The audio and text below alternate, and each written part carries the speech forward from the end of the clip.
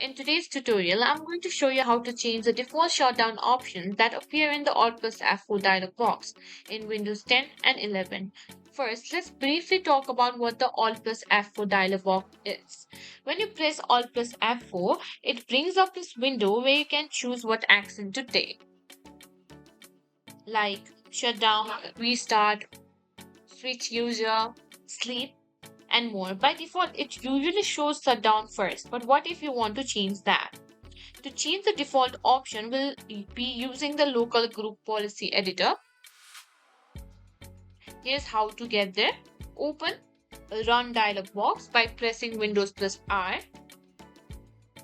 Then type in gpedit.msc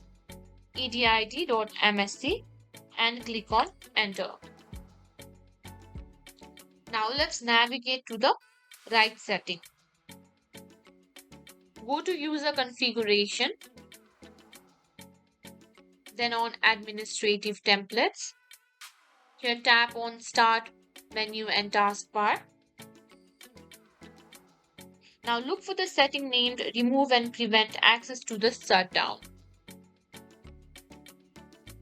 This is what we'll modify. Now if you want to change the default option to something else, select Enabled. Now once you've made your changes, tap on OK and Apply. And that's it, you've successfully changed the default shutdown options in the Alt+4 dialog box.